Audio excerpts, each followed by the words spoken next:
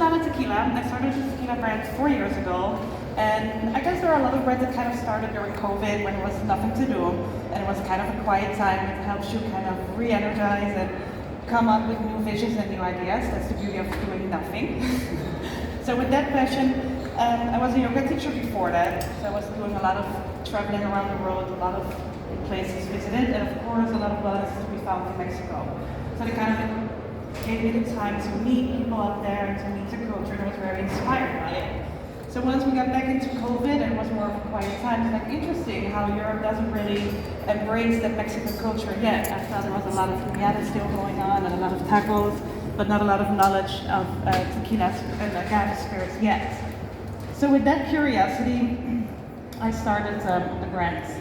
So what we did is like I visited Mexico, of course, but this time with a different perspective, not from a yoga teaching perspective, but more like, what can I learn about agave spirits? And what can I learn about the culture up there? So what I found out, there are like 150 beautiful distilleries who create beautiful products with a lot of passion and a lot of power.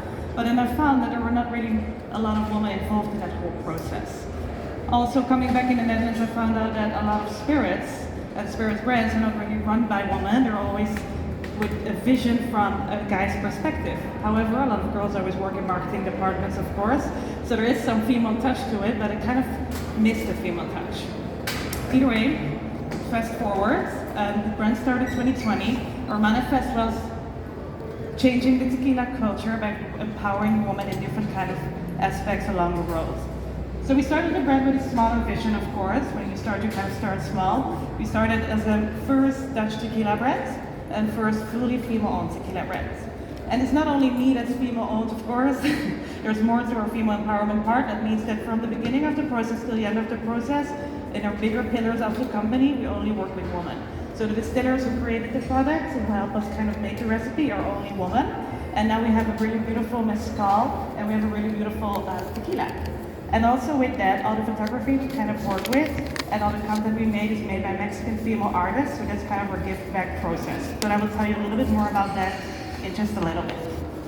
So our manifest, I hope you can all read it, but I'll just share it with you one more time. Lana Tequila is Amsterdam's first and only female-owned tequila brand. Our 100% agave tequila is crafted in small batches by an award-winning distillery in the heart of the tradition, of course, Jalisco, Mexico. Lana Tequila aims to make the moment and enjoying tequila memorable and introducing new Mexican culture to the European market. And I think there's something important to mention about that, but I will get into that in just a little bit. Our objective is to create a female-driven, social conscious, and delectable tequila for those who don't settle for anything less, and themselves, of course, and the rest of the world. So with that, we're kind of killing stereotypes with quality and consciousness. And of course, we all take a shot of tequila now and then, so that should be still in the story, but we love to make it more of a whole. So this is already what I said in the beginning, our story. Dive into a little bit less. A few of our product pillars that we work with is, of course, the Mexican heritage, like where does the product come from, and really make it important to share the story in an appropriate way.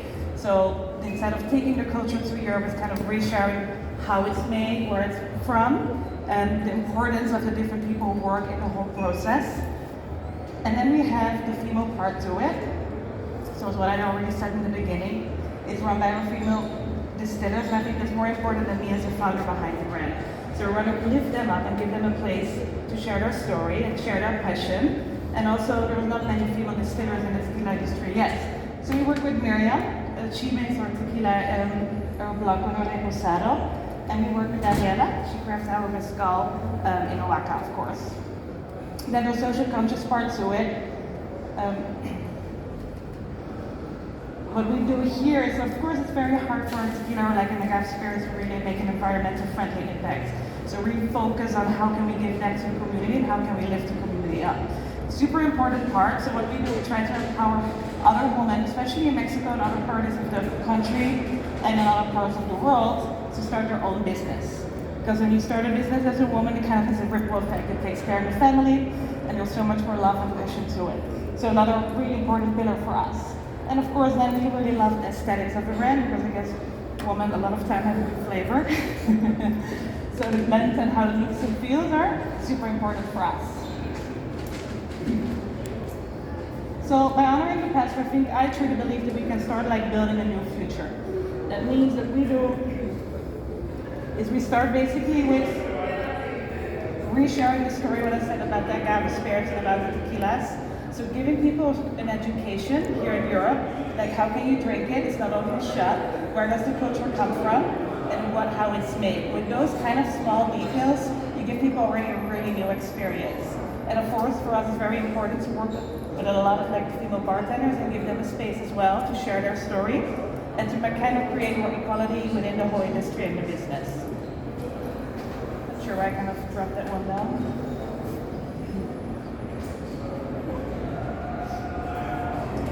So what I said in the process, I guess, how many of you guys are actually enjoying tequilas already, or what's your favorite drink? In the back, of course. I expect your support. How's up here in the front? You guys love tequilas as well? Yes? Any preference or like the Blanco or the Reposados or Mezcals? Any? Just whatever works best. So the process how it's made, of course, there's a lot of manual work to it. That means that the harvest is all still done by hand. Of course, there's an impact up there that it really has to be done by a lot of hands because it's such a more labor-intensive work, I think you can say it like that, if I translate it correctly. And then the agaves, of course, go to the distillery. And in the distillery, that's where the part where you see much more women coming. However, especially in Mexico, most distilleries, there are like when they do the bottling and the labeling is all done by female hands and female touch. Our distillery is the same, however, we have a small difference is that our distillery, everybody in the distillery is female as well, or like a woman. And there's one or two distilleries who actually have that. There's one all the way up in the north, run by Melly. She's a super badass woman. I hope you should Google her afterwards as well. She even have the people on the field who work there are all women as well. Our distillery doesn't work with that, and that's okay because there has to be a balance in the slight line, of course. Either way, then agaves. The process of how it's made. I got stuck in my story now, give me a second. So when the agaves come from the fields and they come to the distilleries, that's where we craft our Blanco tequila. We worked for almost a year to fine-tune what kind of recipe we wanted and also to find the right distiller to work with. There are many options, and I remember the first time when I showed up there, everybody was always asking me like, okay, where's your team, or where's your boss, or who's your boss? I'm like, no, it's just me. I'm here, I want to create this recipe, and I want to create a tequila. And then I said, like, I really wanted to find a female distiller to work with, and then they kind of gave me a hard time for that because they said, if this is the best distiller, you want to work with the best. So for me, to kind of explain the story, like I want to lift a woman up and kind of work with a female distiller, it was a little bit of a process in the back and forward because there was a lot of times, a lot of confusion about that, but it's not always the best person. But I think that's already the narrative of the whole thing, why I want to share this story and why I want to give place to women is kind of to help them become the best. Because if we always keep pinpointing it out, there's a difference in privilege, right?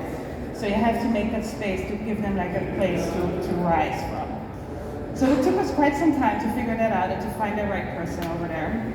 And eventually we found her, and so we're super stoked and happy to work with her. And it's a process to, every time I get back now, I see there's so much more space for conversation and there's much more space to, from the community in Mexico to help lift me up as well.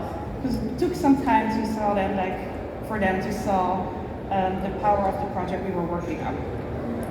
So with that said, I think this is a fun slide to go into. So female distiller in Mexico collaborated the process with, then we kind of, all our content and production work for the videos and other stuff, all made by Mexican female artists. So the labeling, who made the label, we found different kind of artists to work with as well, and to give them a place to share their vision of the brand and also share their vision on how they can be seen. So what we do is we give a different kind of, especially social media is such a powerful tool of that, of course, like where can you find the right artists and how can you find them? So we use a lot of Instagram to figure out like who are small cool designers, who are like cool women who create art, and they need a little bit of a place to show their stuff.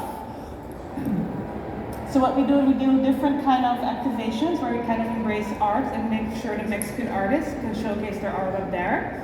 And of course we highlight in our stories And there's a big, really fun thing we're working on right now is that we have an RTD, like a lot of the brands have nowadays, of course, and we found a woman who kind of designed the label for that, but it's not only just buying like the design, because I think it's much more important to let their vision on the female empowerment come true.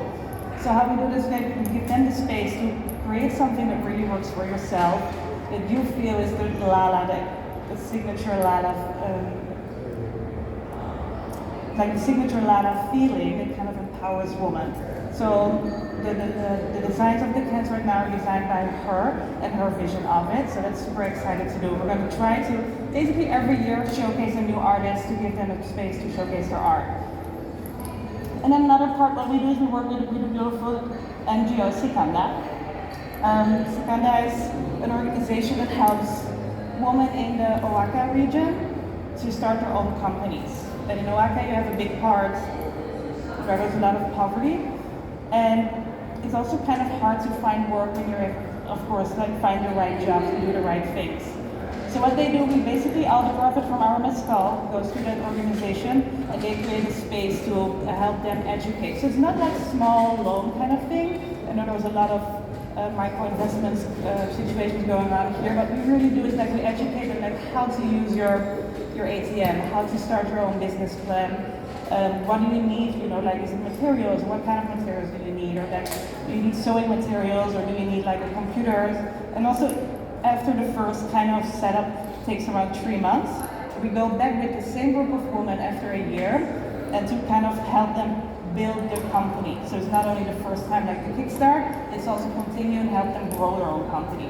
And I think there's so much to learn from that also as me as a founder, as my own business. It always goes ups and downs, like some years are good, some years a little bit more bad. So you have to find a way to balance that through, of course. So like connecting with the people there, hearing their stories and giving them space to grow and evolve is actually also a way for us as a brand to learn and grow and evolve. So it's constantly at the top of our mind, like how can we change and be better at the work we're doing? How can we incorporate the female empowerment part more and more and more? There's of course also, I think that's kind of the hard part about it, that you have to compare it to other brands who don't have that USP, and there's also a little bit of a stigma around it, of course, like you have to be commercial at one point, but you also have to stay true to your own colors and authentic. And I guess that's where it's a little bit harder right now to really push yourself out of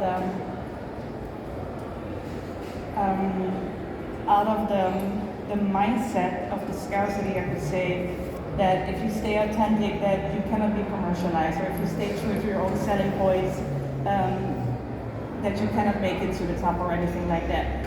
However, it just takes a little bit longer, and that's why I think the female empowerment part is such an important thing, especially in the industry as well.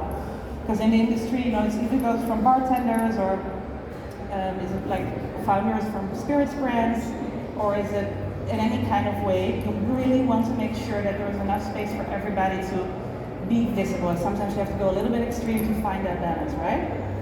So that's what we try to really lift that part up. Let me think about that. Oh, that's actually, we didn't really saw any pictures of the bottle so far, I guess. This is one of the first ones. These are our bottles right now. This is Blanca de Reposado, and it's set designed partially with one of the female artists we work with, and super excited to have her showcasing the product. It's also really interesting to see how proud she, of course, is of that. That's a little bit better, a little bit more close up from it. Do you guys have any questions so far, by the way? No? So with that said, like 4 years in right now, we started as a company that only sells basically in Amsterdam and in the Netherlands. It's a little bit smaller, and now 4 years later we're selling in around 10 countries in Europe. And Greek can be next on the list, so we're really excited to start building a company there, also to start finding female artists to work with here in the country. So with those 10 countries where we sell it and where we work with, every country we have a different kind of ambassadors. So what I said before, in Mexico, the artists we work with, we also try to find those creatives in the country we're kind of collaborating with. And they're not the biggest creative, but maybe a smaller artist we want to collaborate with. So if you guys know any cool people from your community or your space, please share them with me after this whole presentation. So I'm excited to meet them and to maybe collaborate with them, and of course give them a space on our platform to showcase their art and showcase their creativity and find that way to weave in the female empowerment part over there. So I guess that's kind of it, to be honest. Yeah, I don't have any much more to add on. Let me know if you guys have any questions, otherwise